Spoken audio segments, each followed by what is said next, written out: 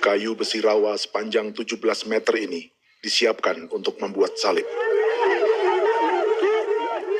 Melihat panjangnya, timbul pertanyaan, siapakah yang akan disalib?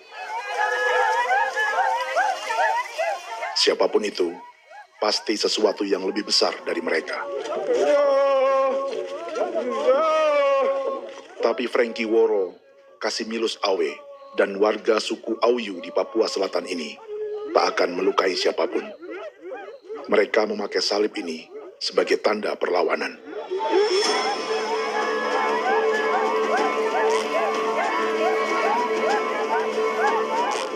Yang mereka lawan memang lebih besar, yaitu pemerintah Republik Indonesia. Pemerintah sedang mengincar 2,5 juta hektar hutan orang Papua untuk proyek tanaman industri pangan dan energi.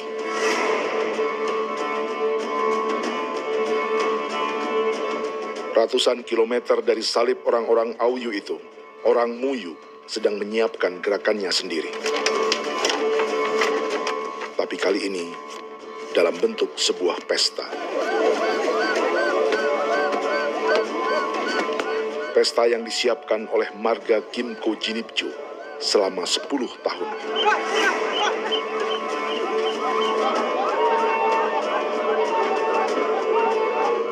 Sosok di marga ini adalah Willem Kimco, orang asli Papua yang tak punya kartu identitas kewarganegaraan manapun.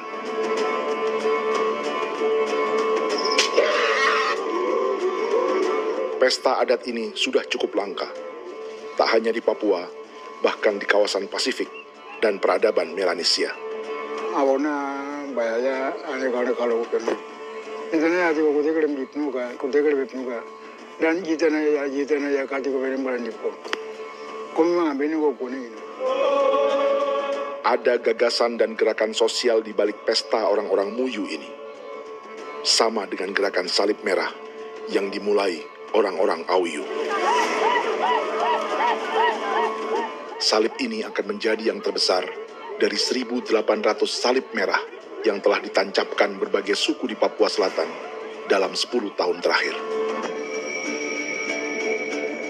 Ribuan salib merah yang dipadukan dengan palang adat adalah tanda larangan yang menyatukan unsur-unsur adat dan agama. Kami percaya bahwa kalau memang kami sudah tidak mampu untuk menyelesaikan persoalan ini, dalam hal ini perusahaan tidak bisa masuk, berarti kami minta bantuan kepada nenek moyang dan Tuhan. Atribut perang orang Auyu ini diukir atau dilukis, digambar di batang salib ini dengan tujuan bahwa kami larang dengan sangat keras. Jadi apabila siapapun, baik dari antara kita sendiri yang melanggar batas ataupun pihak lain yang mengganggu keselamatan hak tanah adat kami, maka kami siap untuk melakukan ancaman perang. Salib-salib ini tidak ditancapkan di halaman-halaman gereja, melainkan di tanah dan hutan adat, di dusun-dusun sagu, dan di tempat-tempat yang disakralkan. Sebab 1.800 palang adat dan salib ini memang bukan semata tentang agama, tapi untuk mencegah negara dan perusahaan memasuki tanah dan hutan adat mereka. Papua bukan Auyu.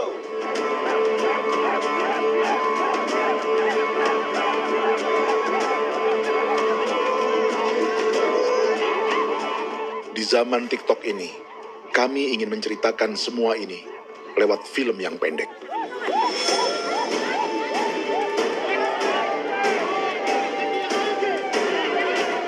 Tapi kami jelas gagal.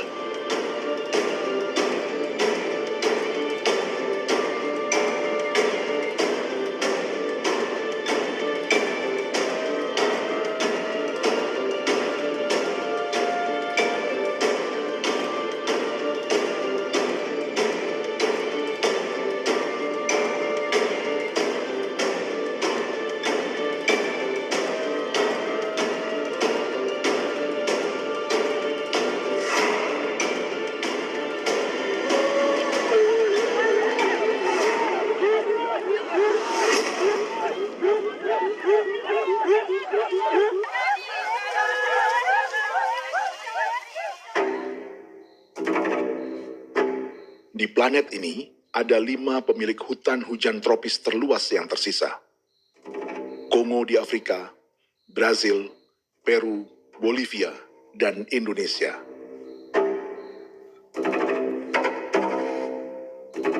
Di Indonesia, satu-satunya pulau yang hutannya masih terjaga adalah Papua, pulau terbesar kedua di dunia setelah Greenland. Lewat sejarah kolonialisme yang panjang, pulau ini kini dikuasai 2 negara. Bagian barat oleh Indonesia yang juga dikenal sebagai West Papua, dan bagian timur menjadi Papua Nugini. Dan tepat di perbatasan ini, di bagian Indonesia, sedang terjadi proyek pemusnahan hutan terbesar di dunia.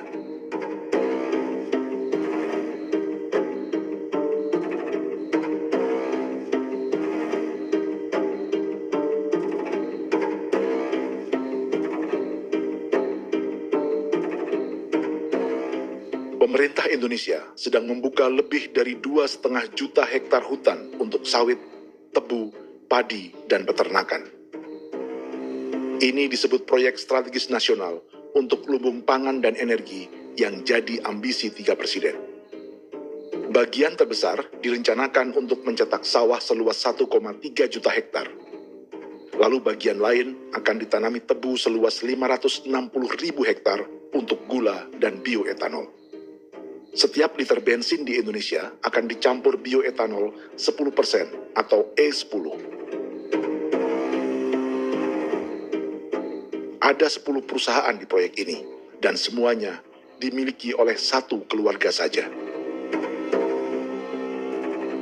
Berikutnya, ada areal sawit seluas 400.000 hektar untuk biodiesel. Targetnya mencampur 50% solar dengan minyak sawit atau B50. Dan terakhir, pemerintah akan membuka peternakan seluas 380.000 hektar. Jadi, apa yang salah dengan proyek pangan dan energi ini? 5 orang Papua dalam film ini akan menjawabnya.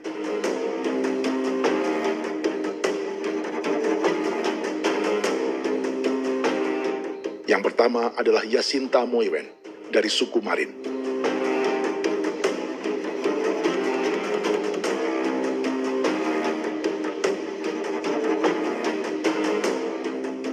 Yasinta dan warga di distrik Ilwayap di Merauke sudah menjadi korban.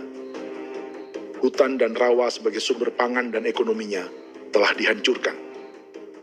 Jalan sepanjang 135 km sedang dibuat, dan di kiri kanannya akan dicetak 1 juta hektar sawah. Mereka sulit menolak atau melawan. Salib sudah digeser, masih datang lagi dengan senjata nih mereka nih. Karena proyek ini juga dijaga tentara. Macam-macam senjatanya.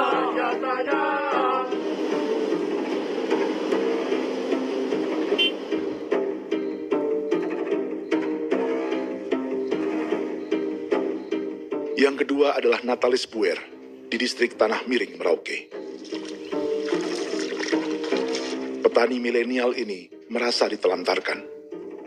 Sebab setelah hutannya diubah menjadi sawah, sebagian sawah-sawah ini tak tergarap. Orang asli Papua seperti Natalis tak punya modal untuk benih, pupuk, perawatan, hingga ongkos panen.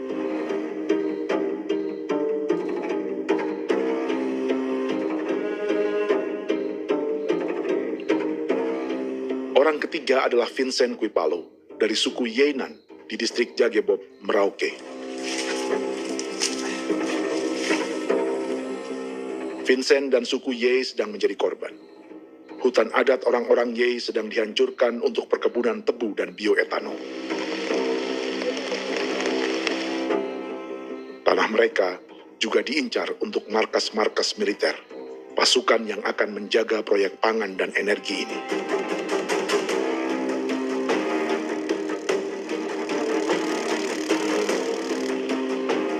Yang keempat adalah Frankie Woro dari suku Auyu di distrik Fofi, Kabupaten Bovendigul. Hutan dan tanah mereka terancam perluasan perkebunan sawit untuk campuran biodiesel atau B50. Orang-orang dari suku Auyu ini adalah calon korban. Merekalah salah satu pelopor gerakan Palang Adat dan Salib Merah. Meski kadang berseberangan dengan gereja yang mereka anggap lebih mendukung pemerintah dan perusahaan. Mereka bahkan sedang merencanakan gerakan yang lebih besar, dengan salib yang lebih besar. Tanah milik Somu Sobusiba itu bahwa tanah ini diciptakan oleh Tuhan dan memberikan warisan kepada kami. Kami ini hanya hak jaga.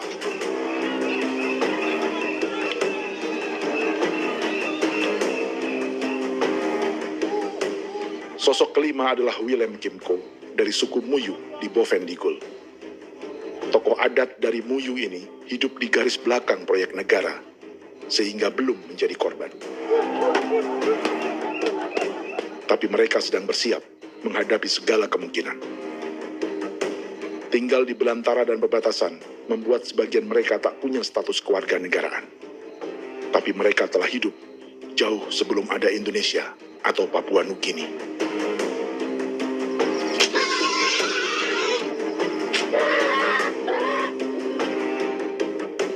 Kelimanya mewakili jutaan orang asli Papua yang sedang terancam eksistensinya. Jika kita merasa kepunahan peradaban Neanderthal di Eropa, Aztec dan Inca di Amerika, atau aborigin di Australia adalah sejarah masa lalu, film ini menceritakan bagaimana pemusnahan sebuah bangsa dan kepunahan sebuah peradaban sedang terjadi di masa hidup kita. Kepunahan bukan karena kerusakan lingkungan dan ruang hidup semata, juga karena dihantam 60 tahun operasi militer.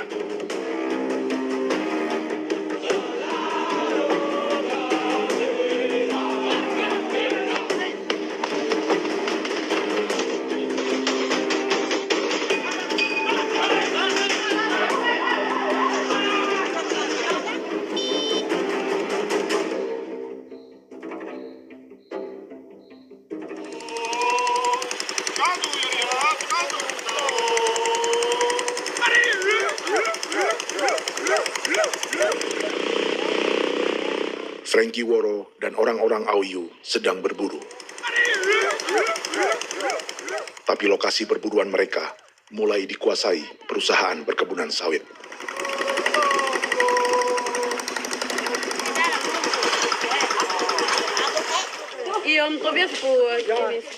Kita akan menuju arah ke Inabusu. Di sana kami akan masuk di wilayah konsesi perusahaan PT Indo Asiana Lestari. Dan di situ ya ada survei-survei mereka yang mereka pernah lakukan, tapi juga kami ada lakukan tanda-tanda saksi di sana.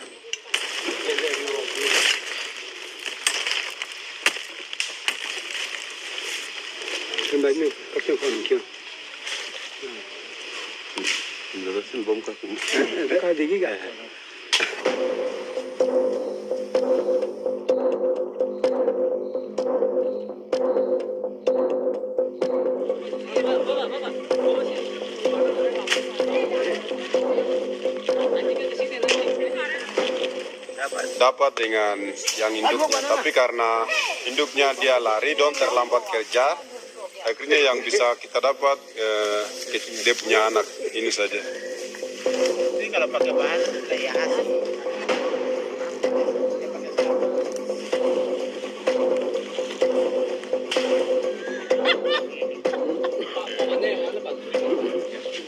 Pohon ini pohon bitanggur, dia punya kayu ini kita biasa gunakan untuk kerja perahu, dan juga kulit depu getanya itu kita pakai untuk kerja ini, panah-panah ini lem, jadikan lem ini, panah-panah.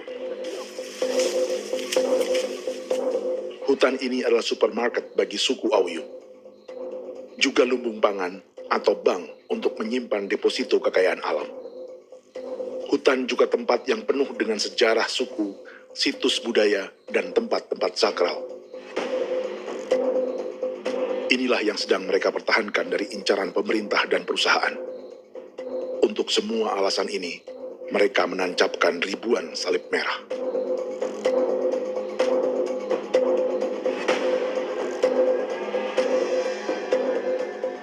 Tapi dari kampung, warga suku Auyu memberi kabar pada Frankie tentang intimidasi oleh aparat negara agar mereka melepas tanah ke perusahaan sawit dan berhenti memasang palang adat dan salib merah. Ada beberapa titik yang saya sudah siap, tetapi di sini emergensi dari saya, terutama di kampung Sokangon, PT Damai Timber. Dia mengganggu saya dengan menggunakan kekerasan maupun pihak hukum. Dan kemarin saya ada pernyataan penolakan secara resmi, tapi masih tetap dengan menggunakan pihak hukum untuk masuk, untuk harus dituntut saya untuk harus diterima perusahaan itu. Kita di situ ada 15 marga, tetapi 15 marga juga tidak setuju. Marga-marga siapa yang terima dan marga-marga mana saja yang menolak. Nanti kita lihat dari pertimbangan itu, dan di situ dan kita undang mereka untuk bicara dengan kami. Sebagai sosok yang aktif dalam gerakan, warga Auyu terus memberi informasi lapangan kepada Frankie yang tak selalu berada di kampungnya. Pernyataan yang mereka paksa saya untuk tanda tangan itu, tapi sementara saya tidak tanda tangan. Data semua ada di tangan saya. Ya. Baik, kalau gitu itu lebih bagus karena tanda tangan itu yang berbahaya. Iya. Tanda tangan itu yang lebih berbahaya karena sekarang ini modern dan canggih, dan itu yang mereka biasa pakai untuk tipu muslihat. Mereka biasa pakai itu di tanda tangan itu. Betul. Dari Bambisa juga di Sofia dia masuk untuk memaksakan kami marga untuk harus menerima perusahaan itu. Tapi kemarin kami sudah menolak. Bambisa di sini nama bosku. Itu yang sekarang strategi militer yang sekarang mereka pakai. Jadi yang penting masyarakat itu yang benar-benar mau menolak, siap dukung ketua marga siapa yang nanti tampil. Ini adalah peta konsesi sawit untuk biodiesel dalam proyek strategis nasional. Dan di distrik Fofi inilah, orang-orang Auyu hidup dari sungai dan hutan. Tapi Frankie di Bovendigul masih lebih beruntung.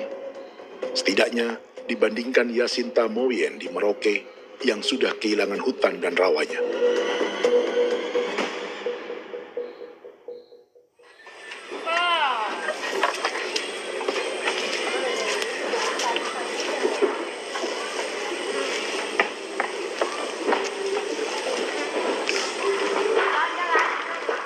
Yasinta dari suku Marin adalah petani sayur di Kampung Wanam, distrik Ilwayap, Merauke.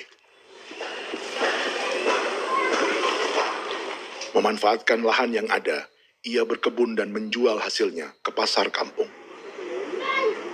Ini ekonomi warga di Wanam untuk menghasilkan uang, lalu memberi barang kebutuhan yang tak bisa mereka produksi sendiri. Tapi kehidupan sebenarnya ditopang oleh ekosistem hutan dan rawa. Inilah sumber pangan utama dan peradaban mereka.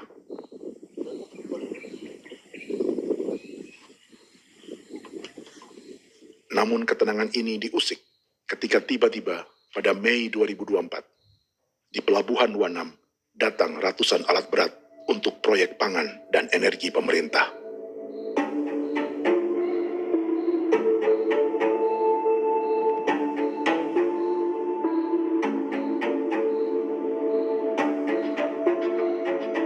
Kami masyarakat setempat kami tidak tahu. Kami kaget pagi-pagi kapal sudah ada di pelabuhan kami.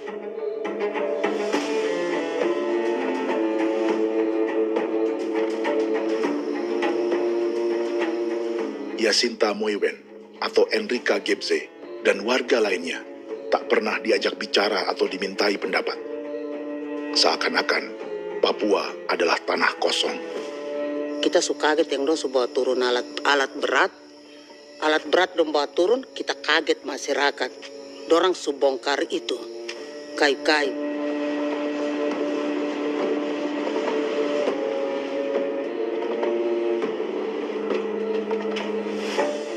Bersamaan dengan alat-alat berat itu, juga berdatangan tentara Indonesia untuk mengawal proyek pembukaan hutan milik Yasinta.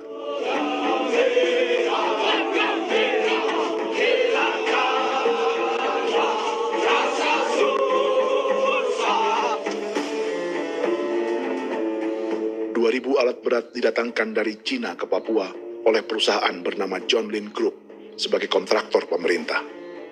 Ini disebut sebagai pesanan eskavator terbesar di dunia dengan nilai 4 triliun rupiah. Misinya membuka hutan dan rawa milik orang Marin, salah satunya untuk membangun jalan sepanjang 135 km. Sementara di kiri kanannya akan dicetak sawah yang ditargetkan seluas 1,3 juta hektar. Jalan berupa garis lurus ini bukan rute tradisional ekonomi masyarakat. Jalan ini akan menghubungkan kawasan perkebunan sawit dan tebu di sebelah timur, juga untuk mobilisasi pasukan militer. John Lin Group adalah perusahaan yang dimiliki Andi Samsudin Arsyad atau yang dikenal dengan Haji Isam. Sebagian orang mengenalnya sebagai pengusaha yang hobi balapan mobil.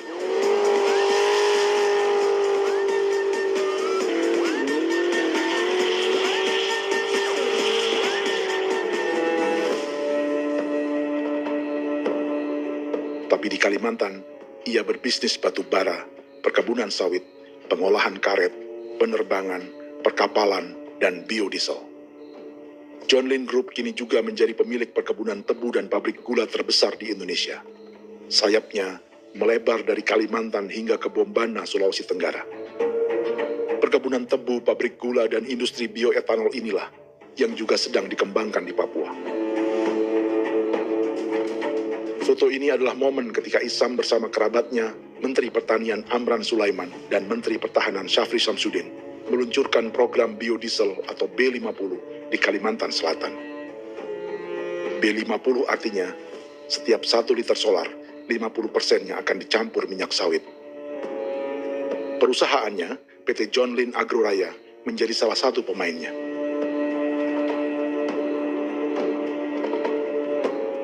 Sepanjang tahun 2025, saham PT John Lin Agroraya pernah naik hingga 700%.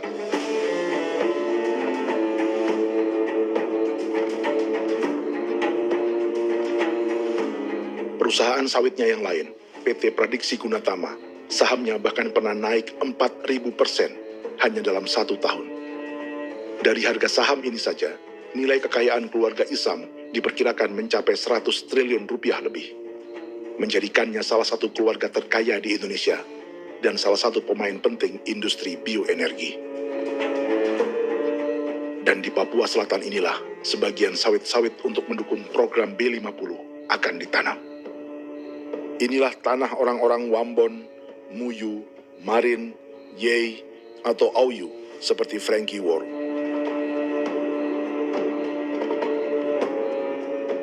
Haji Isam pernah menjadi tim kampanye nasional Presiden Joko Widodo dalam pemilu 2019 saat melawan Prabowo. Bintang Mahaputra Utama diberikan kepada Saudara Andi Syamsuddin Arsyad. Beliau berjasa luar biasa dalam mendorong pertumbuhan ekonomi daerah maupun nasional. Setelah menjadi presiden, Prabowo memberi gelar kehormatan Bintang Mahaputra Utama pada Isam.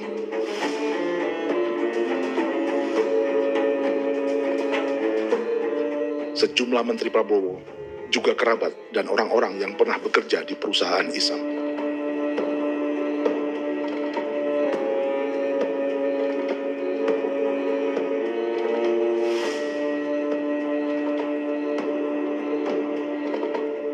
Lawan sebesar inilah yang sedang dihadapi Yasinta di kampung Wanam, Merauke.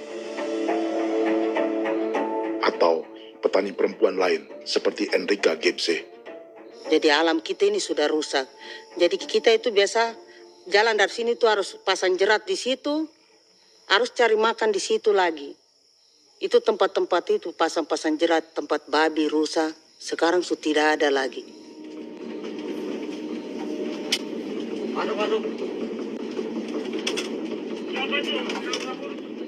Rekaman ini memberi gambaran bagaimana Kasuari kehilangan rumah di bekas hutan dan rawa yang telah dibabat.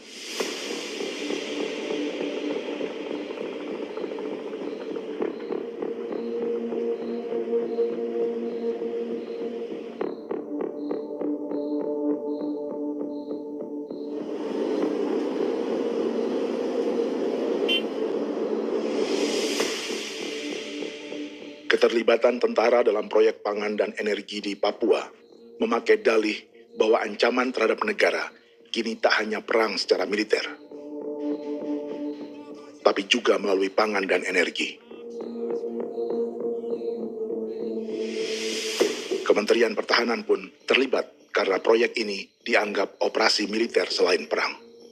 Jadi tugas kamu adalah menjaga sumber cadangan pangan nasional. Macam-macam senjatanya,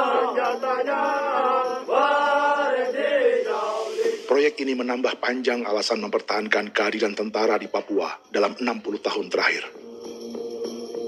Saat ini, jumlah tentara Indonesia di Papua mencapai 56.000 personel. Atau ada 1 tentara untuk setiap 100 orang Papua. Bandingkan dengan rata-rata nasional, di mana hanya ada 1 tentara untuk 696 penduduk Indonesia. Itu belum termasuk polisi.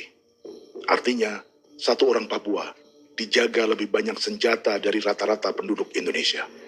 Tanah dan hutan diambil secara sepihak untuk kepentingan pembangunan batalion dan bandar antariksa.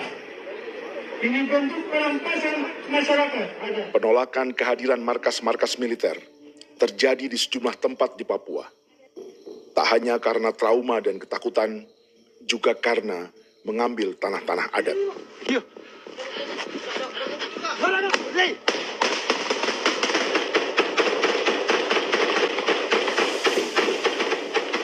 Salah satu alasan mengapa militer terus ditambah di Papua, karena masih ada perlawanan dari Organisasi Papua Merdeka atau OPM selama 50 tahun terakhir. Ayo. Tapi kekuatan militer OPM diperkirakan hanya 1.430 personel dan 360 pucuk senjata. Selebihnya, mereka menggunakan senjata tradisional.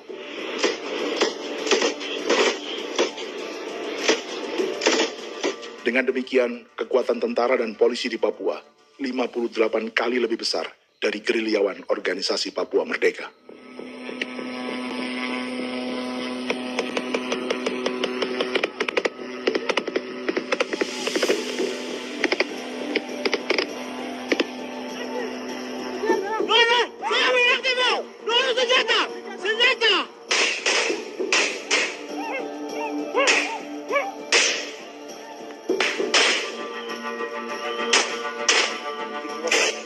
Sebagian tentara berada di garis depan pertempuran, tapi sebagian besar lainnya terlibat operasi non-tempur menjaga proyek pemerintah dan investor swasta. Seperti Batalion Infanteri Teritorial Pembangunan di distrik Jagebob, Merauke ini. Lokasinya bersebelahan dengan konsesi lahan tebu untuk gula dan bioetanol milik PT Murni Nusantara Mandiri. Baik perusahaan maupun markas militer, keduanya mengambil hutan milik suku Ye dari marga Kuipalo. Tapi dorong datang, tanam ini saja di sini, tanam papan nama ini. Victor Kuipalo menunjukkan apa yang terjadi. Jadi kita juga kaget ini.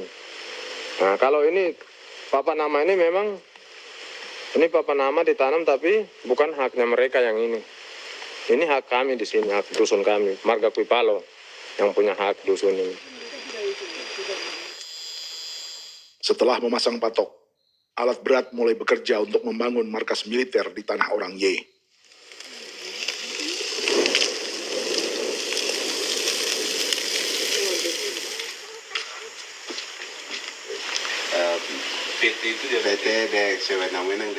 Kehadiran markas militer mengkhawatirkan warga yang pernah mengalami trauma. Takut kenapa? Kalau macam yang awal macam sekarang Bu Kampung hidup ini kan aman. Terus kenapa harus didirikan korem di sini? Bukankah dengan adanya korem semakin aman, ada tentara di sini? Kalau untuk kampung kayaknya tidak bisa aman kalau ada tentara, paling masyarakat dipukul itu ini. Kalau kampung hidup begini malah saya sejahtera dan saya punya masyarakat. Apa pernah ada pengalaman buruk sebelumnya dengan tentara di daerah sini? Ada yang cerita waktu pos-pos di sini tuh di 13, 12 itu zaman katanya Patimura. Memang kasihan. Malah kita punya orang ini yang dianiaya betul, dipukul. Disuruh kerja bakti tidak mau atau lama mencari, namanya kita pangkur sagu itu butuh waktu 1 minggu. Kalau lama begitu ya paling diseret apa pukul itu.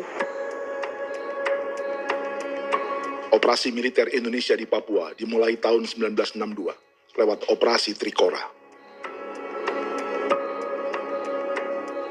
Tapi perlawanan bersenjata pertama di Papua baru dilakukan tahun 1965 di Manokwari. Nanti tanggal 1 Mei jam 12.30 pemerintahan di Irian Barat mutlak akan jatuh di tangan.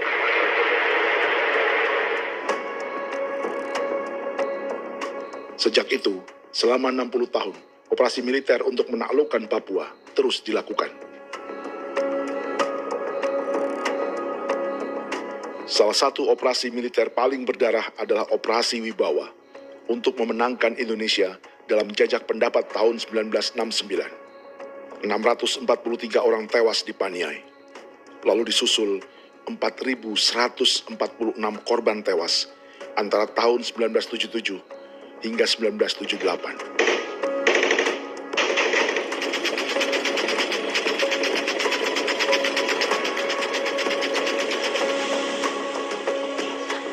Operasi militer ini menimbulkan gelombang pengungsian hingga kini. Dewan Gereja Papua mencatat 103.000 orang menjadi pengungsi pada tahun 2025 dan nyaris tak diberitakan media-media Jakarta.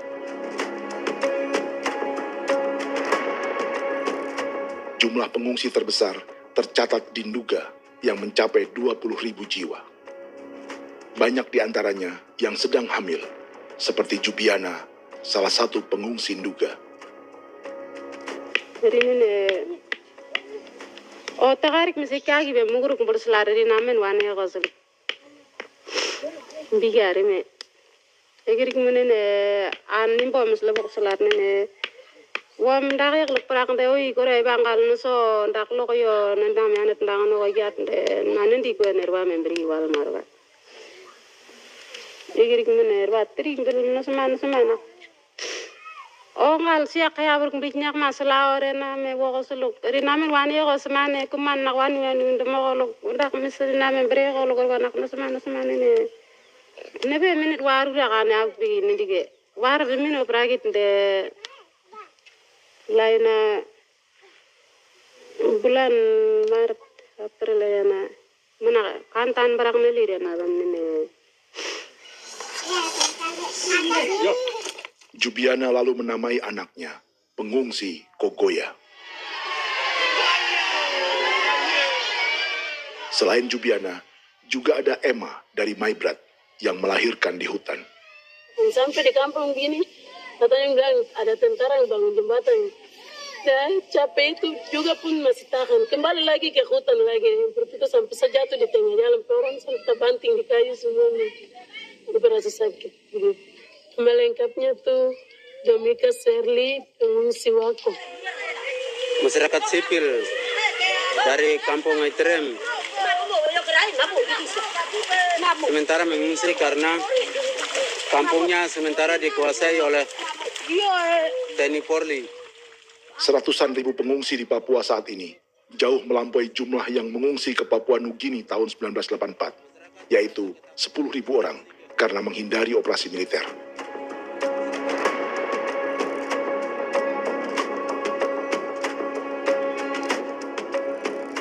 Bersamaan dengan operasi militer, eksploitasi sumber daya alam Papua juga dilakukan sejak masuknya tambang emas dan tembaga Freeport pada tahun 1967.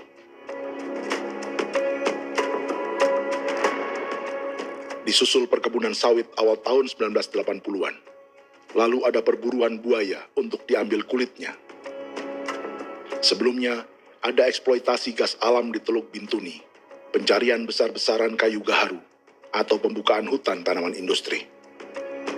Ini belum termasuk perburuan dan perdagangan ikan arwana di selatan Papua, penebangan kayu merbau dari hutan-hutan Jayapura, emas di Blok Wabu Intan Jaya, bahkan nikel di pulau-pulau kecil Raja Ampat. Dan kini, dalam skala yang belum pernah terjadi dalam sejarah, Papua dipaksa mencetak sawah, tebu untuk bioetanol, dan sawit untuk biodiesel.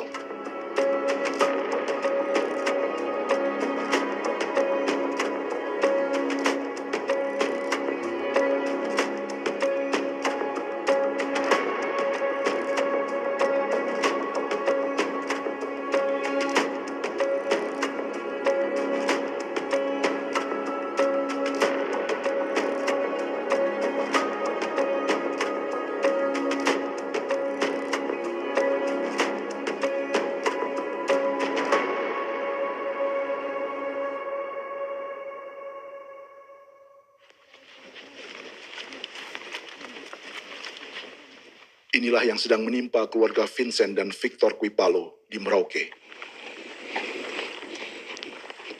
Hutan mereka diambil untuk markas militer dan industri perkebunan, PT Murni Nusantara Mandiri. 1 dari 10 perusahaan yang diberi konsesi untuk menanam tebu dan memproduksi gula serta bioetanol seluas 52.000 hektar.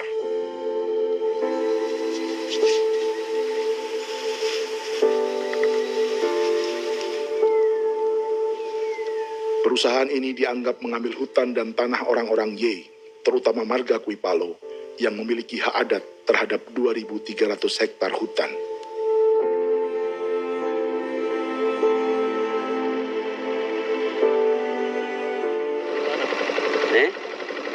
Tentara? Tentara. Oh iya, tentara.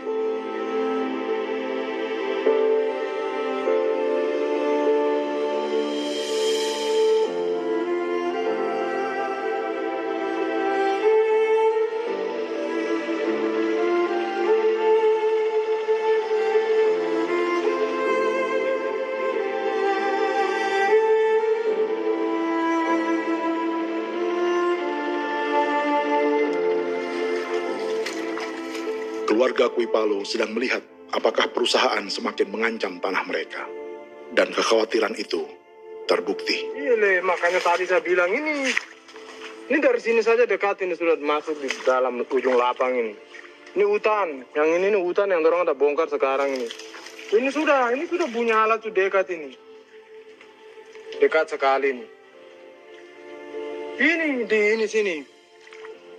Nacau, kelapa itu yang jalan lama, jalan setapak ini.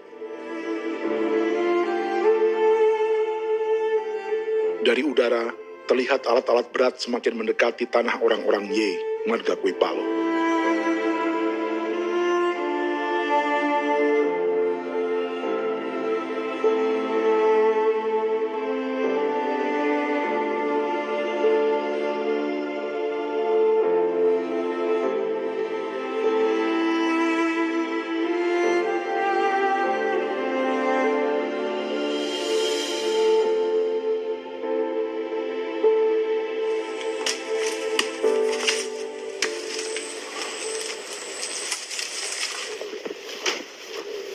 Keesokan harinya, Victor dan kerabatnya memberi tanda cat merah di pohon-pohon yang berada di batas tanah mereka.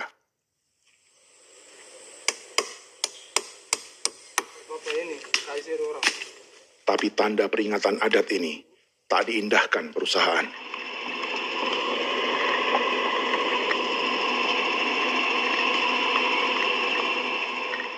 Dua bulan kemudian, perusahaan tetap memasuki tanah marga Kuipalo. Sama-sama. Kami manusia, kau lihat. Tapi tidak sakit hati sekali saya katakan adik. Ini sama baik kalau tidak berubah lagi tangan, kami juga punya tangan. Hanya beda rambut. Mister itu juga. Baik.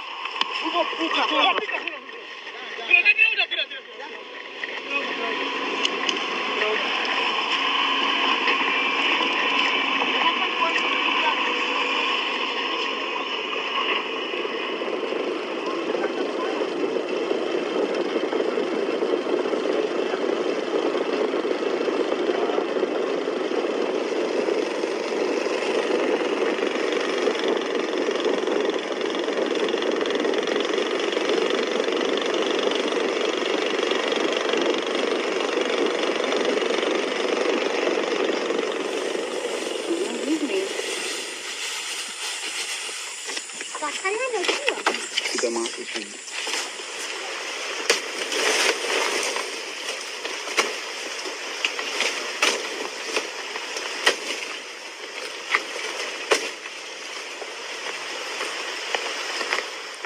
Jadi ya untuk itu seperti saya katakan tadi, apakah lebih baik kita tidak usah ada kan atau bagaimana, kita pisahkan, pisahkan dari negara ini kan? Jangankan tuh, saya kemarin bicara sama Daniel, datang sama saya dengan persoalan Kodam ini. Saya bilang, Pak Daniel, kalau lebih baik saya ngungsi ke Papua Nugini. Dia bilang, aduh Bapak jangan begitu. Ya memang, kalau tidak bisa menghargai kami, lebih baik pilihan yang itu yang saya memilih. Lebih baik saya pindah dari sini. Saya mengungsi ke Papua Nugini, di negara tetangga. Masih di long. Apa? Oh, ini. Sampai saya bilang sama Kapolsek, Pak, Agustus itu 17 Agustus saya tidak kasih naik bendera merah putih. Saya bendera ada, nanti saya taruh di meja. Bendera saya ada. Karena saya punya pikiran percuma, kita ini merasa bahwa kita hidup di bawah naungan merah putih. Ternyata merah putih tidak lindungi kami. Tidak anggap kami sebagai kami rakyatnya. Dia lambang negara. Dan kami menghargai lambang negara itu. Ternyata lambang negara ini, kita bernaung di bawah lambang negara ini, kita tidak dilindungi. Hak kita tidak dihargai.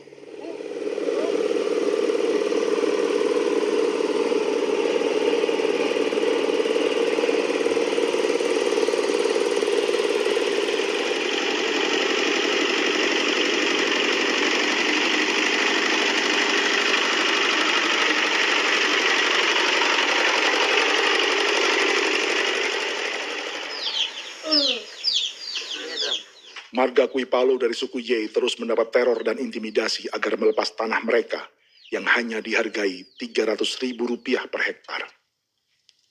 Tapi mereka tidak berjualan tanah. Makanya mama itu tidak suka untuk lepas tanah. Untuk apa? Baru kita baru di dalam hutan itu ada obat-obat tradisi. Itu sudah Kalau macam ada sayur juga, kita ambil sayur yang dia tumbuh sendiri.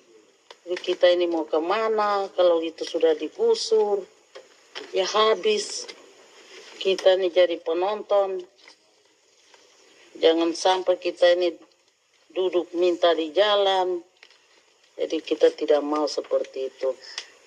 Makanya tanah itu kita tidak melepas.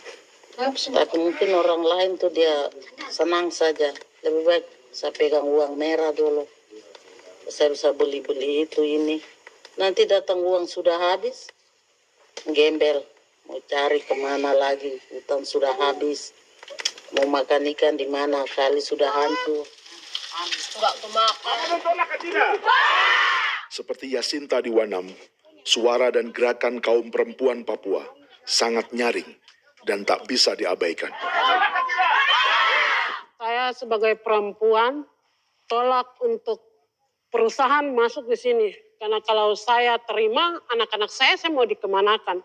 Mau tinggal di mana. Apapun yang terjadi, saya tetap tolak. Demi tanah ini, saya akan berjuang. Demi saya punya anak-anak. Senyum. Senyum kecil. Yang katanya mengutamakan anak Papua. Nyatanya, yang kerja kebanyakan, ya, orang-orang Jawa. Saya sendiri orang Jawa, tapi bukan mau bicara yang tidak-tidak. Memang kenyataannya seperti orang-orang Papua itu diterbelakangkan, kurang diutamakan. Itu.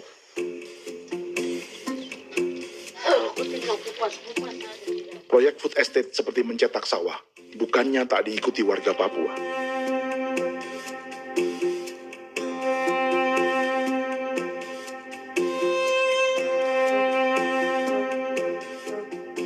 Salah satunya Natalis Buer di distrik Tanah Miring, Merauke.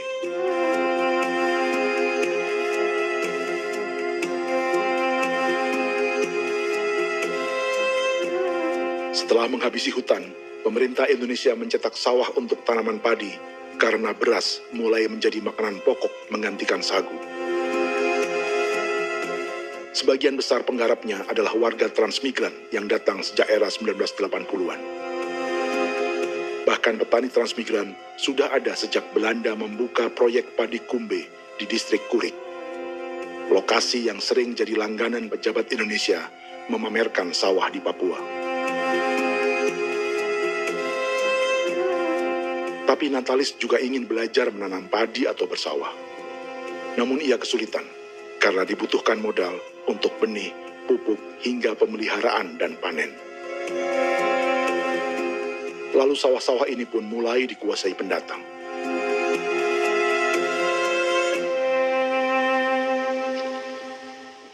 Tapi sejauh ini di kampung kami ini yang saya lihat memang ada kelompok kami punya di sini yang sudah tergabung dalam Gapoktan, kemudian masuk dalam optimalisasi lahan. Tapi baru saya anak asli yang punya lahan di sini. Mereka tidak punya. Pemerintah dalam hal ini adalah Kementerian Pertanian bersama-sama Kementerian Pertahanan yang dalam hal ini pada garis di bawahnya adalah TNI Angkatan Darat memberikan support yang maksimal kepada masyarakat khususnya di Merauke dalam rangka. Saya kemarin habis 9 juta.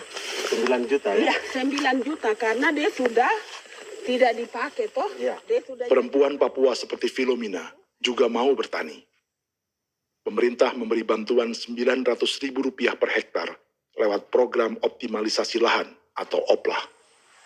Tapi dibanding biaya produksi dan harga jual gabah, Filomena mengaku berkali-kali rugi dan kini memutuskan tak lagi menggarap sawahnya. Terus kita harus cari uang untuk kondek. Betul. Karung kita beli. Karung beri sendiri lagi. Tenda kita beli. Ini dari yang offline ini dan tidak siapkan. Tidak ada. Tidak ada ya, jadi mama dosen. Itu yang saya bilang, 900.000. Itu modal untuk kerja sawah ini. Mulai dari kerja sampai nanti panen. Panen. Wih, ngeri sekali. Iya, lucu toh? Tidak dapat itu. Betul, Mam. Dong maksud begini. Kalau disuruh tanam ubi berhektar-hektar, mari datang. Kita tahu cara rawatnya bagaimana, Iya. tanamnya bagaimana, tanam model bagaimana supaya hasilnya model begitu. Kita tahu. Kalau yang ini kan kita baru belajar. Sebagian hutan milik warga Senayu di Merauke sudah dibuka untuk sawah dan kebun tebu oleh PT Global Papua Abadi. Proyek pertanian ini dikerjakan oleh Kodim Merauke. Mereka melepas sebagian tanah karena ingin belajar bertani. Saya dari nenek moyang tidak ajar saya tanam padi. Tapi saya mau berubah. Generasi saya yang berikut ini besok lusa tidak bisa makan pisang, sagu. Ada apa? Namun program optimalisasi lahan yang dijanjikan dengan berbagai bantuan tak dirasakan Filomena. Obat rumput beli. Obat padi beli. Jonder kita bayar. Bahkan bibit masih kurang. Cari bibit lagi beli. Jadi saya memang kalau program pemerintah saya sama sekali saya tidak suka. Baku tipu saya.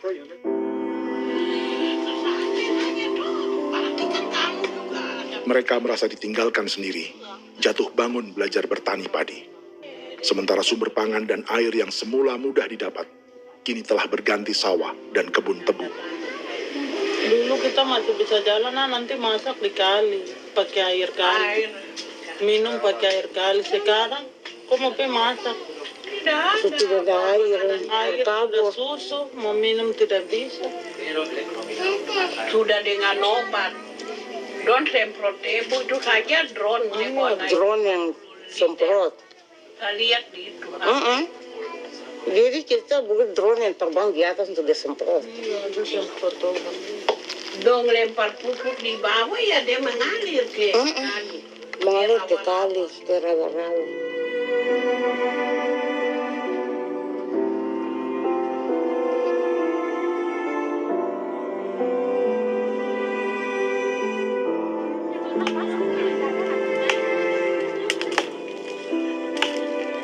Seperti pertanian sawah bagi orang Bali atau Toraja, bagi orang Auyu dan suku-suku lainnya di Papua Selatan, sagu juga bukan semata tentang pangan.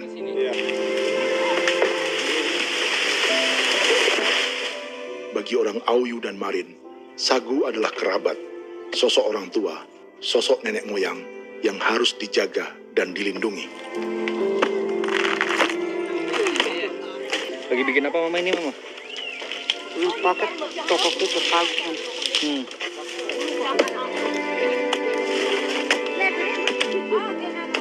Kami diingatkan oleh leluhur, sagu itu tidak boleh digusur dan tidak boleh diganggu dengan cara apapun, dan di dalam rangka kepentingan apapun tidak boleh.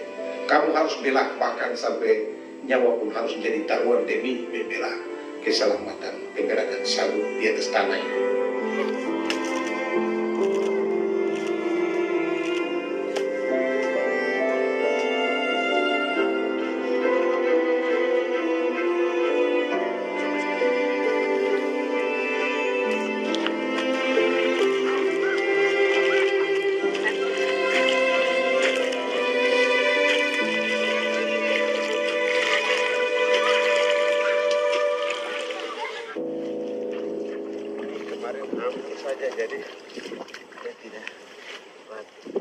Menurut Natalis, pemerintah di Jakarta mendefinisikan lumbung pangan semata urusan beras dan mencetak sawah. Sebenarnya orang Papua itu bukan tidak bisa bertani. Kami tanam ubi itu bagian dari pertanian. Nah, pertanian yang dimaksud oleh pemerintah itu harusnya selalu itu kalau bisa pemerintah harus spesifikkan pertanian apa yang dimaksud, pertanian tanam padi atau pertanian tanam ubi, petasan dan lain-lain. Ini yang harus dispesifikkan dulu. Begitu, sehingga tidak menjustifikasi kami orang asli Marin bahwa kami tidak bisa bertani, bukan. Kami buka kebun besar-besar di sana, bahkan bermeter-meter, ratus-ratus meter pakai sekop, bukan pakai ekskavator, tapi ini pakai skop. Itu pertanian, begitu. Bagi Natalis, alih-alih memaksimalkan sawah-sawah yang sudah ada untuk petani Papua, pemerintah selalu membuka hutan baru, seperti dikerjakan perusahaan John Lynn Group dan melibatkan tentara. Padahal, sejarah keterlibatan militer dalam proyek food estate atau cetak sawah adalah sejarah kegagalan yang bertubi-tubi 4 presiden selama 30 tahun terakhir.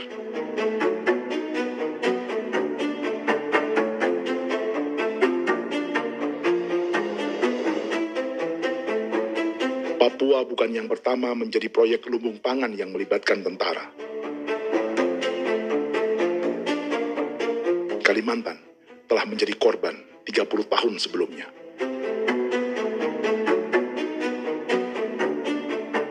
Ini adalah bekas hutan yang sudah dibuka di Pulang Pisau, Kalimantan Tengah. Tahun 1996, di era Presiden Jenderal Soeharto, ia menghabisi 1 juta hutan di lahan gambut untuk mencetak sawah demi memenuhi ambisi swasembada beras, bukan swasembada pangan. Hutan tropis Kalimantan dihabisi dalam skala yang belum pernah terjadi dalam sejarah. Di bawah rezim militeristik, tak ada yang berani melawan keinginan Soeharto, termasuk orang Dayak seperti Kuneng. Nggak bisa dihalangi itu. Nggak boleh dihalangi. Ya kalau ada kata-kata aja menghalangi, sudah kita diseret ke kepolisian dulu. Atau bisa langsung di PKI-kan. Iya, di PKI-kan gitulah. Jadi kita tuh nggak berani apa-apa dulu tuh. Apa maunya aja. Misal bilangnya A. Setahun setelah pengundulan hutan skala besar itu, tahun 1997, Untuk pertama kalinya, Kalimantan mengalami kebakaran lahan dan kabut asap terbesar dalam sejarah.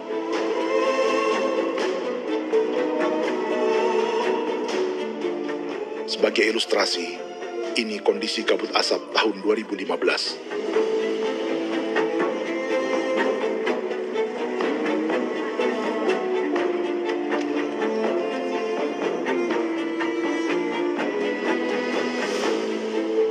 Proyek 1 juta hektar sawah Jenderal Soeharto itu gagal. Bendungan dan saluran irigasi mangkrak hingga kini. Mei 1998, rezim Soeharto tumbang. 2 tahun setelah ia menumbangkan jutaan hektar pohon di Kalimantan. Setiap tahun, lokasi ini menyumbang kebakaran dan kabut asap yang merugikan jutaan orang. Sawah yang berhasil di Kalimantan justru bukan sawah yang dibangun Jenderal Soeharto, melainkan yang dirintis para transmigran sejak era 1980-an. Sawah-sawah inilah yang ikut digarap oleh militer di era Presiden Joko Widodo. Dan hasil dari proyek food estate Presiden Jokowi itu sama sekali jong nih, nggak ada harapan lagi sudah seperti ini. Tapi Jokowi terus memperluas area food estate hingga 16.000 hektar. Presiden Jokowi juga menyerahkan urusan lumbung pangan ini kepada Prabowo yang saat itu menjadi Menteri Pertahanan. Salah satunya di Kabupaten Gunung Mas, Kalimantan Tengah, untuk membuka perkebunan singkong seluas 31.000 hektar. Food Estate Singkong Jenderal Prabowo ini dimulai dengan membuka 600 hektar hutan di Tawai Baru. Proyek singkong untuk bioetanol ini pun dijaga tentara. Dan seperti Jenderal Soeharto, proyek Jenderal Prabowo ini pun gagal.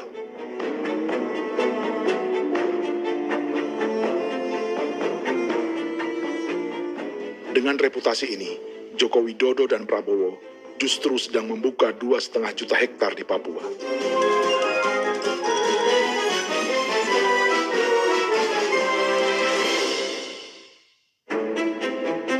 Setelah Jenderal Soeharto, Presiden Jenderal Susilo Bambang Yudhoyono juga mencoba membuka food estate di Papua sejak tahun 2010. Namanya Merauke Integrated Food and Energy Estate atau MIFE. Proyek ini juga gagal. Lalu di lokasi yang sama, Jokowi berusaha meneruskan dengan proyek mencetak sawah 1,2 juta hektar yang juga gagal. Sekarang yang paling siap adalah 1,2 hektar. Yang 1,2 juta hektar. Dan kini, Prabowo yang pernah gagal dengan 600 hektar singkong di Kalimantan justru akan mengulangi di Papua dengan skala 2,5 juta hektar. Di daerah Papua pun harus ditanam kelapa sawit supaya bisa menghasilkan juga BBM dari kelapa sawit. Dalam setiap proyek pangan dan energi di Papua, yang lebih menonjol bukan tanaman pangannya, melainkan untuk energi atau bahan bakarnya. Sawit untuk biodiesel dan tebu untuk industri bioetanol. Ada 10 perusahaan yang diberi konsesi hingga 0,5 juta hektar untuk tebu. Dan 10 perusahaan itu dimiliki oleh 1 keluarga saja.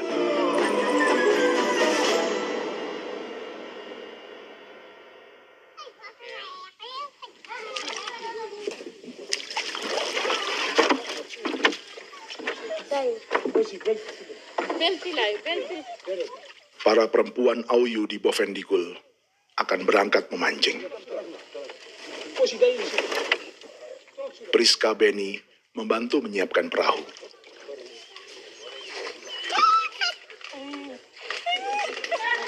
Mereka akan mengumpulkan bahan pangan di hutan untuk persiapan acara penancapan salib merah berikutnya.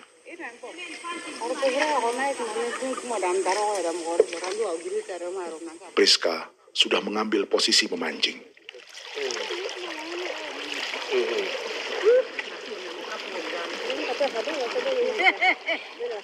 1.800 salib merah telah dipasang di wilayah adat berbagai suku di Papua Selatan untuk menghalau perusahaan sawit dan tebu.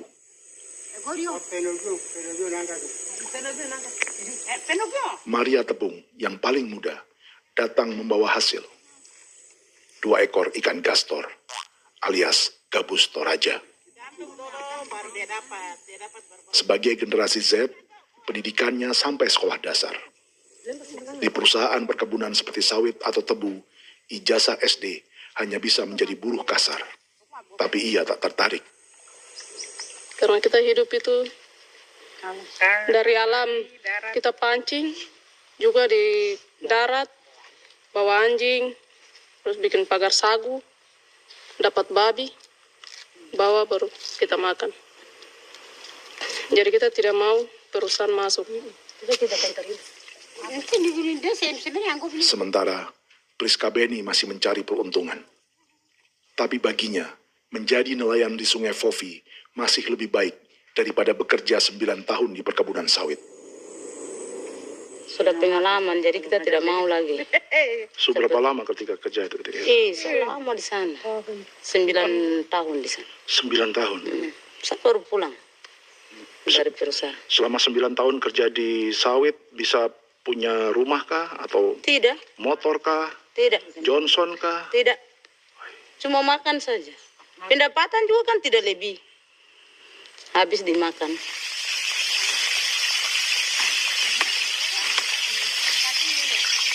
Satu minggu libur berapa hari? Tidak libur. Minggu tetap kerja? Tetap kerja. Tidak bisa ke gereja? Hari Minggu kerja. Dia tidak mengenal agama perusahaan itu.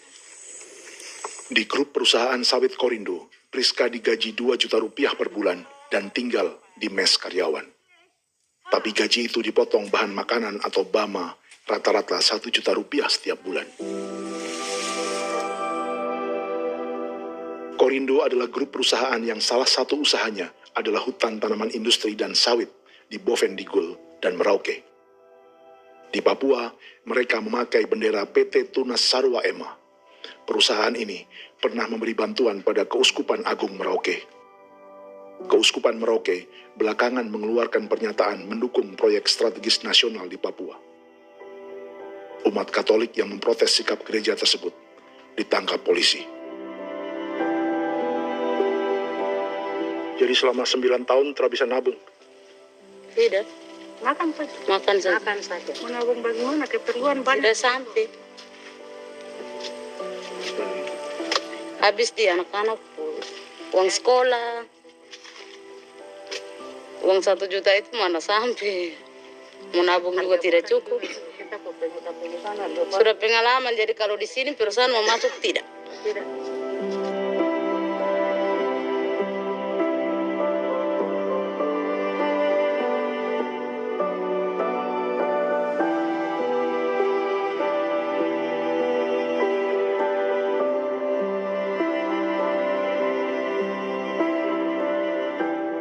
Dan menu makan siang seperti ini agaknya sulit bagi buruh sawit atau tebu yang digaji 2 juta rupiah per bulan.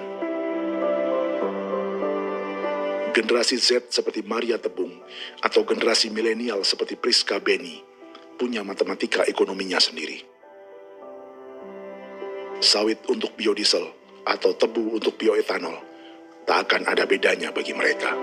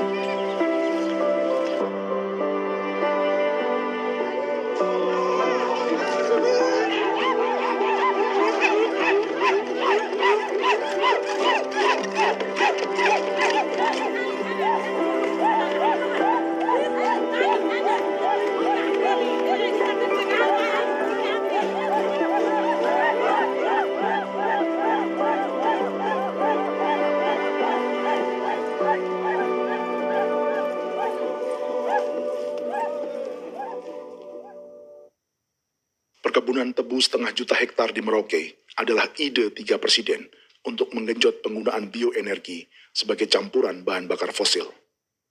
Selain swasembada pangan, swasembada energi di daerah Papua pun harus ditanam kelapa sawit supaya bisa menghasilkan juga BBM dari kelapa sawit. Juga tebu menghasilkan etanol. Singkong, kasava juga untuk menghasilkan etanol. Bioetanol adalah bahan bakar nabati atau tumbuhan yang dapat dicampur dengan bensin. Sama dengan program biodiesel yang mencampur solar dengan minyak sawit. Pertamina saat ini sudah menjual BBM bioetanol dengan campuran 5% yang dipasarkan dengan merek Pertamax Green 95. Tapi pemerintah ingin menaikkan kadarnya menjadi 10% atau E10. Maka ke depan kita akan mendorong untuk ada E10. Kemarin malam sudah kami rapat dengan Bapak Presiden. Bapak Presiden sudah menyetujui untuk direncanakan mandatori 10% etanol. Idenya untuk mengurangi ketergantungan pada bahan bakar fosil yang diimpor dan menimbulkan polusi.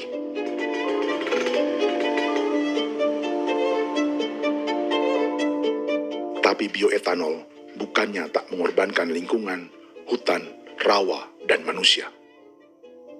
Karena program E10 membutuhkan 7,3 miliar liter bioetanol, maka lahan yang dibuka untuk menanam tebu bisa mencapai 1,3 juta hektar. Sementara saat ini, luas perkebunan tebu di Indonesia hanya 500 sampai 600 ribu hektar. Artinya, butuh lahan baru hingga 800 ribu hektar untuk menanam tebu. Dan 500 ribu hektar diantaranya sedang dibuka di Papua. Hutan yang tadinya untuk menumbuhkan pangan berubah jadi tanaman untuk bahan bakar di jalanan. Kecepatan pulihnya hutan beradu dengan jumlah dan kecepatan kendaraan di jalanan.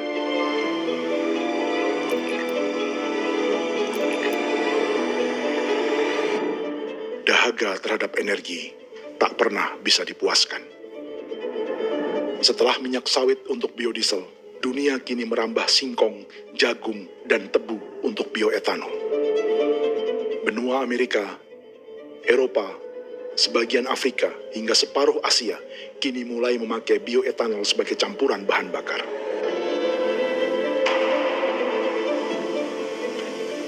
Selain perebutan lahan, masa depan dunia juga dibayangi semakin mahalnya harga pangan karena persaingan antara perut manusia dengan tangki kendaraan. Ini adalah lokasi perkebunan tebu dan bioetanol PT Murni Nusantara Mandiri yang mengancam tanah Vincent Quipalo dan orang-orang Ye di Merauke. Beberapa kilometer di selatan adalah PT Global Papua Abadi yang mengancam tanah orang-orang Muyu dan Marin. Dua perusahaan ini adalah bagian dari 10 perusahaan yang mendapat konsesi lahan untuk tebu dan bioetanol di Merauke. Batas konsesi mereka bahkan sama dengan batas negara Indonesia dengan Papua Nugini. Salah satu ciri bahwa peta konsesi ini dibuat di Jakarta dari atas meja. Sama seperti kolonial Inggris dan Belanda ketika mereka membagi pulau Papua dengan garis lurus pada abad 19. Seakan Papua adalah tanah kosong. Bedanya, meski peta konsesi ini mengatur batas 10 perusahaan, tapi perusahaan-perusahaan ini sebenarnya dimiliki oleh satu keluarga saja. Ini nama 9 dari 10 perusahaan tebu dan bioetanol di Merauke, Papua. 99% saham mereka dimiliki sebuah perusahaan bernama PT Merauke Nusantara Manis. Sementara 1% sisanya dimiliki PT Merauke Gula Mandiri. Tapi saham kedua perusahaan ini dimiliki PT Merauke Sugar Group. Dan perusahaan ini, 90% sahamnya dimiliki pengusaha bernama Angelia Bonaventure Sudirman, serta perusahaan bernama Zico Trust dan Resource Harvest. Lalu 10% lainnya dikuasai PT Papua Energi Abadi, yang pemiliknya adalah Dudi Christian dan Angel Madeline. Sekarang, mari kita lihat siapa mereka. Angelia Sudirman adalah keponakan dari salah satu konglomerat sawit Indonesia, Martias Fangiono.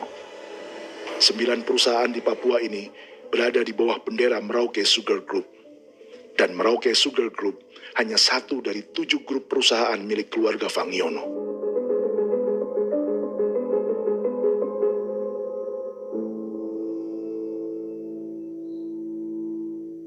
Ini Martias Fangiono. Seperti Haji Isam, Martias selama ini dikenal sebagai pengusaha sawit yang kini merambah bisnis tebu dan bioetanol. Ini momen saat penanaman perdana tebu di Merauke bersama Presiden Joko Widodo Juli 2024. Di sini juga ada anak Martias Fangiono, yaitu Wirastuti Fangiono. Wirastuti adalah salah satu yang menonjol dari keluarga Fangiono.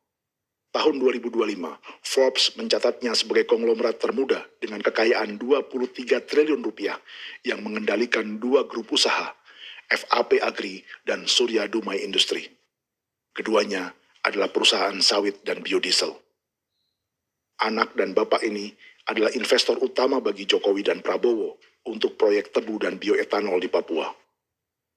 Sementara yang ini adalah Martua Sitorus, pemilik raksasa agribisnis dunia, Wilmar International, yang juga memegang konsesi sawit di Papua lewat berbagai perusahaan. Tapi Martua kini memakai bendera baru, yaitu KPN Corporation, atau Karunia Prima Nastari. KPN inilah yang memiliki kelindan bisnis dengan keluarga Fangiono untuk proyek tebu Merauke. Apalagi grup Wilmar yang didirikannya juga pemain gula utama di Australia.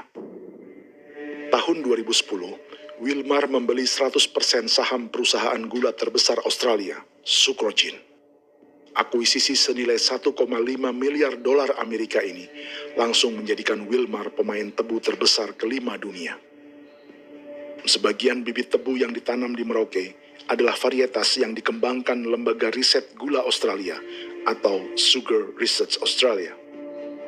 Sugar Research Australia lalu menjalin kontrak pengembangan bibit dengan PT Global Papua Abadi milik Fangiono. Tapi masalahnya, Sugar Research Australia adalah badan publik yang tugasnya memajukan petani tebu dan sebagian dananya berasal dari pajak warga Australia. Itu artinya, warga Australia membiayai pengembangan bibit tebu untuk investor dan pemerintah Indonesia. Dokumen ini menunjukkan bahwa lembaga yang dibiayai warga Australia itu pernah memiliki kontrak penyediaan bibit dengan PT Global Papua Abadi milik keluarga Fangiono. Kontrak itu baru berakhir pada November 2024. Artinya, saat Presiden Jokowi dan keluarga Fangiono menanam bibit tebu pada Juli 2024 ini, kontrak itu masih berlaku. Nama lain dalam keluarga ini adalah Siliandra Fangiono, yang pada tahun 2024 dijuluki Raja Sawit Termuda dengan kekayaan 39 triliun rupiah dalam catatan Forbes. Ia mengendalikan grup First Resources. Secara umum, keluarga Fangiono memiliki 20 perusahaan di Sumatera, 32 perusahaan di Kalimantan, 1 di Jakarta, 2 di Singapura, dan 25 perusahaan di Papua. Di Papua, perusahaannya tersebar dari Sorong, Mapi, hingga Merauke. Para politikus dan pejabat Indonesia terus membesarkan konglomerasi, meski Martias Fangiono pernah divonis 1,5 tahun penjara karena kasus pembalakan liar dan kebun sawit ilegal tahun 2007. Sementara tahun 2022, Wilmar terlibat kasus korupsi ekspor minyak sawit dan divonis mengembalikan kerugian negara 11,8 triliun rupiah. Tumpukan uang ini disebut sebagai pembayaran dari grup Wilmar yang diterima secara simbolis oleh Presiden Prabowo pada Juni 2025 lalu. Tapi peran raksasa biodiesel dan bioetanol dunia ini belum akan surut di Indonesia. Bahkan sebaliknya. Sebuah dokumen presentasi bisnis dari Wilmar International Limited pada tahun 2010 ini bisa menjadi petunjuk. Presentasi ini bagian dari proses pembelian 100% saham raksasa tebu Australia, Sucrogin. Dalam presentasi ini, Wilmar mengaku ditawari konsesi lahan 200.000 hektar di Papua, atau dulu disebut Irian Jaya, untuk menanam tebu. Dengan penerbangan hanya 2,5 jam dari kantor Sucrogin di kota Townsville ke Merauke, Wilmar akan mengawinkan bisnis gula dan bioetanolnya menjadi pemain dunia. Dan lokasi yang diincar oleh Wilmar adalah distrik Ilwayap di Merauke, kampung halaman Yasinta Moiwen. Dan persis disinilah, 14 tahun kemudian, ribuan eskavator John Lynn Group milik Haji Isam mulai membuka hutan sebagai kontraktor pemerintah. Presentasi dan gagasan ini dibuat oleh Wilmar pada Juli tahun 2010. Sebulan kemudian, Agustus 2010, pemerintah Presiden Susilo Bambang Yudhoyono meluncurkan proyek Lumbung Pangan dan Energi Merauke atau Merauke Integrated Food and Energy Estate. Targetnya membuka lahan 1 juta hektar dalam 5 klaster yang masing-masing 200.000 hektar. Angka yang sama dengan presentasi Wilmar. 5 tahun kemudian, 2015, giliran Presiden Joko Widodo yang mau melanjutkan proyek pangan dan energi 1,2 juta hektar. Menjelang pensiun sebagai presiden, Jokowi kembali menggencarkan proyek ini dan melibatkan Prabowo sebagai Menteri Pertahanan.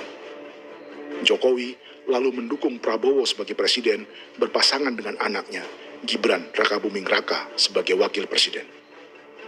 Kini, setelah menjadi presiden, giliran Prabowo yang melanjutkan proyek bioetanol dan biodiesel dengan memobilisasi militer dan melibatkan pejabat-pejabat yang juga para elit partai koalisinya.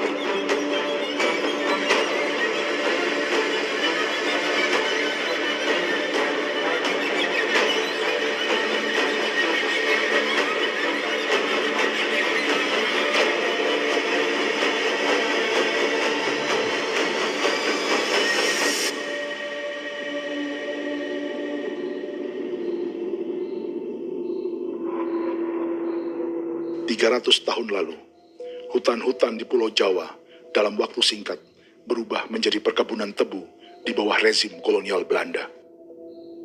Orang Jawa menjadi buruh dan petaninya dipaksa menanam tebu. Dari kolonialisme dan politik tanam paksa itu, Belanda memperkaya negara dan para investornya.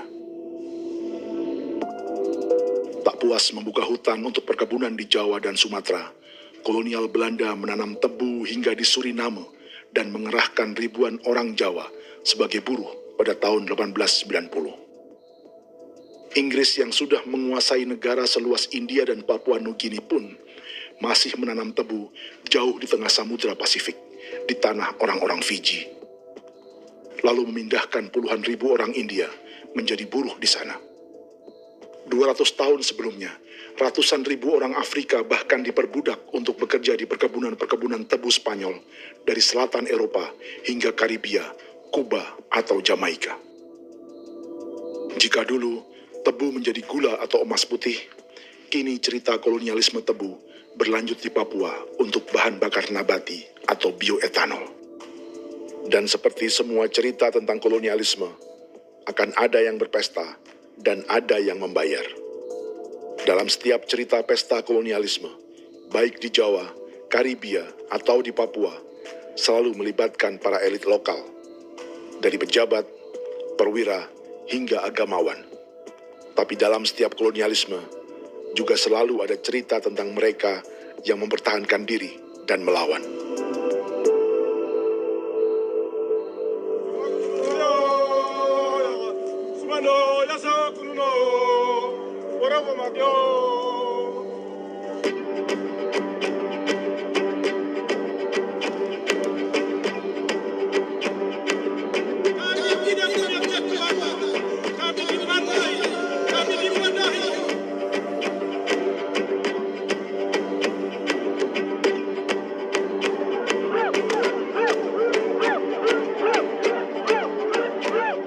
Dalam sejarah Gereja Katolik banyak pemimpin-pemimpin yang adalah, tanda petik itu adalah Judas-Judas juga. Jadi itu sudah pasti karena itu adalah manusia. Satu sisi sebagai manusia dalam perjalanan digoda, apalagi ada dalam posisi-posisi jabatan, ya mungkin banyak tawaran-tawaran lain, lalu disitulah terjadi pergeseran keberpihakannya kepada misi gereja tadi itu untuk umat, untuk mereka yang tertindas. Orang kirim eksavator, orang kirim tentara, orang kirim polisi. Pukul kami bukan pencuri, kami tidak pernah mencuri orang barang. Tuhan kami lemah. Mesti datang ada begitu. Jadi dalam begini jadi kuiera. Orang lagi datang ke bangsa kami, ke wilayah kami untuk kasih habis kami.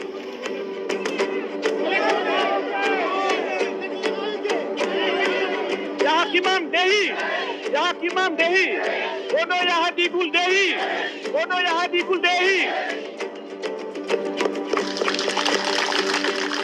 Kita buat sasi seperti begini untuk menolak perusahaan apapun yang masuk di tanah kami. Kalau kita kasih, kita bikin rusak sekarang, kita punya generasi berikutnya mau dapat kemana. Jadi kita nyatakan sikap di sore hari ini, kami tolak. Apa yang dilakukan pemerintah untuk PSN adalah kejahatan. Pemerintah bagian dari kejahatan, aktor perusak dan pembunuh terhadap negara, terhadap alam, hutan, terhadap manusia. Jadi negara jadi aktor pembunuh. Jadi Pilatusnya siapa? Negara, pemerintah Jakarta ini. Tanah Wiu bukan kosong. Masyarakat adat kami siapa? Perusahaan tolak. Biar nasa.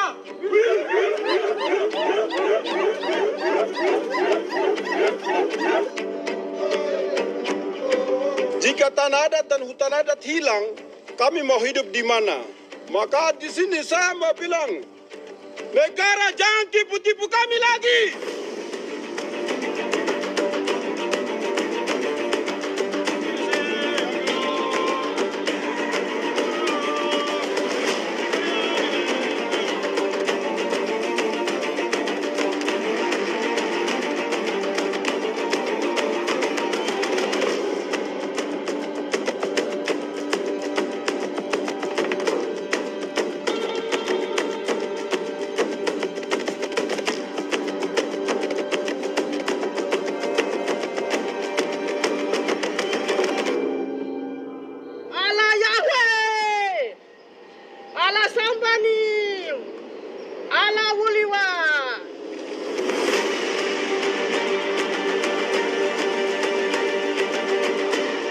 Kalau kami dianggap orang Papua itu bagian daripada Republik ini, tolong hargai kami. Dengan adanya PSN, PT John Lindrup yang sudah menerobos tanah kami dan hutan kami, merusak alam kami. Itu yang kami datang ke Jakarta jauh-jauh dari Papua. Kami mau bersuara kepada Bapak Presiden Prabowo Subianto, di mana keadilan untuk masyarakat Papua. Tolong lihat masyarakat Papua yang sudah mati. Kami bersepakat menyatakan, 1. Gereja-gereja di Indonesia mendukung masyarakat adat yang menolak proyek strategis nasional di tanah Papua. 2. Gereja-gereja di Indonesia menolak militerisme dan otoritarianisme di Indonesia.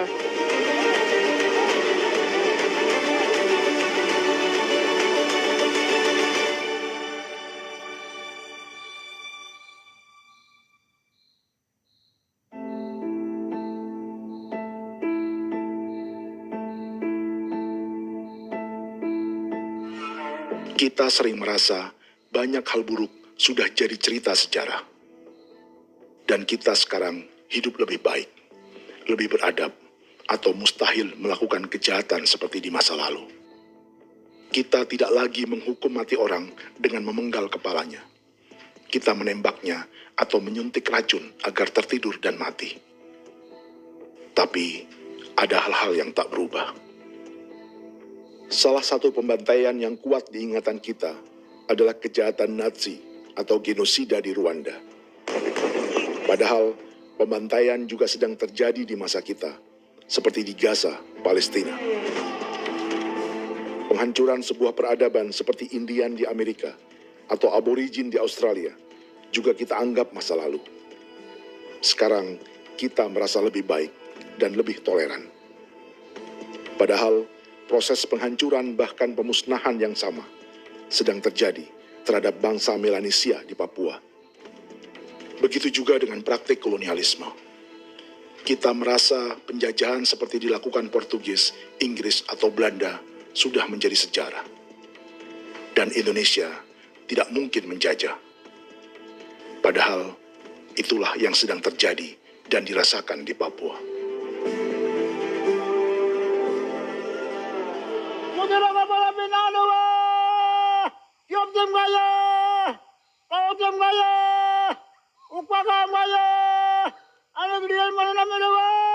Jalannya sejarah ini disadari Willem Kimco di pedalaman Bovendigol, Papua. Hidup terpencil dan tak tersentuh urusan negara bukan berarti selalu aman.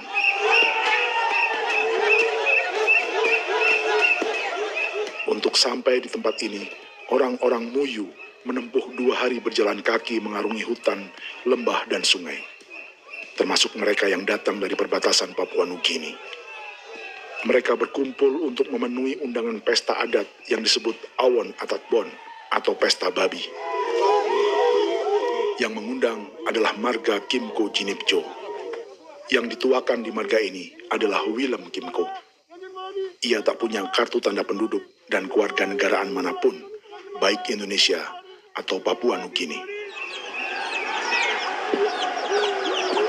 Tahun 1984, 10.000 orang Papua, terutama suku Muyu, mengungsi ke Papua Nugini untuk menghindari operasi militer Indonesia, termasuk Willem Kimco.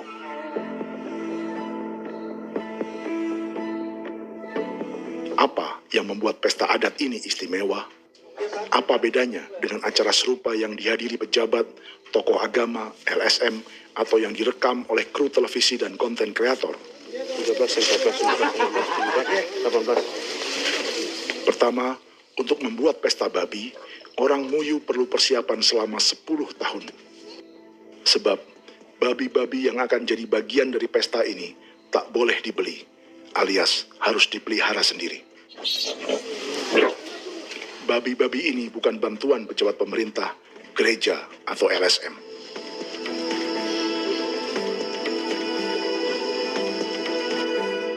Yang kedua, babi-babi ini tidak dipelihara di kandang.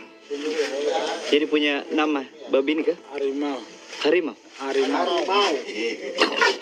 Dia kulit dengan ini bulu di harimau, macam harimau begitu yang kasih nama harimau. Setelah diberi nama, mereka dilepas liarkan di hutan sejak kecil. 10 tahun kemudian, jika tiba saatnya pesta, para pemburu akan mencari mereka di dalam 479 hektar hutan milik marga Kimco. Suku atau marga lain tak akan mencurinya di hutan, karena mereka sudah punya babi dan wilayah masing-masing. Itu artinya mereka harus tetap menjaga dan mempertahankan hutannya agar babi-babi bisa hidup. Demikian juga dengan lahan pangan mereka, yang menumbuhkan sagu, keladi, atau aneka sayuran.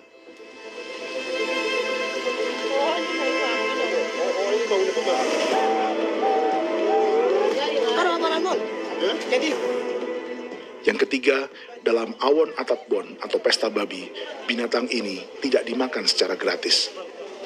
Setiap marga atau klan dalam suku Muyu akan membayar jerih payah tuan rumah menjaga hutan dan memelihara babi.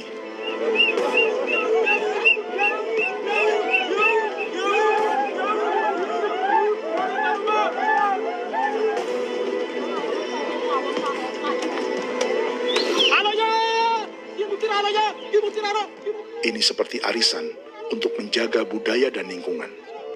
Bagian dari budaya dan ekonomi timbal balik yang ditandai dengan siklus memberi dan menerima.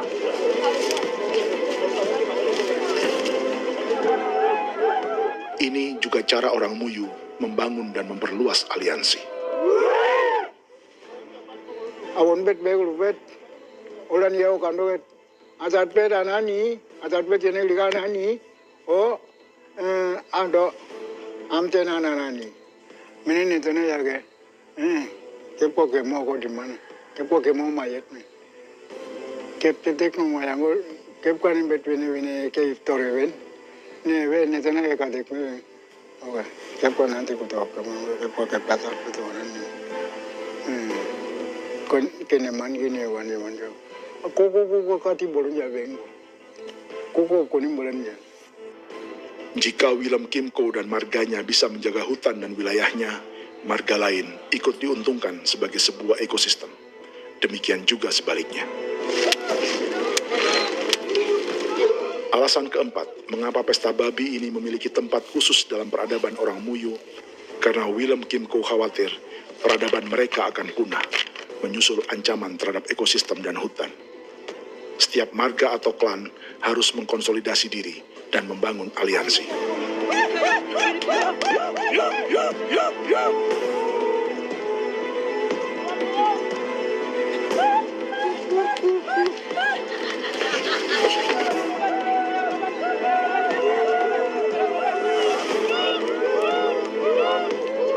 Kekhawatiran Willem dan orang-orang Muyu tak berlebihan. Ruang hidup mereka bersinggungan dengan proyek bioetanol dan biodiesel pemerintah Indonesia. Mereka juga tahu apa yang telah dan sedang menimpa suku lain seperti Auyu di Bovendigul atau Yainan dan Marin Anim di Merauke.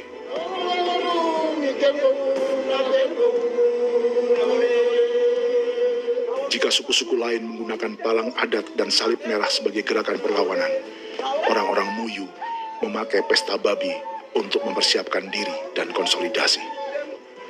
Sebab, berbeda dengan saat mengungsi tahun 1984, kali ini yang datang ke tanah orang-orang Muyu tak hanya tentara, juga alat-alat berat bersama para pebisnis pangan dan energi. Mau ke Bandung, mau datang.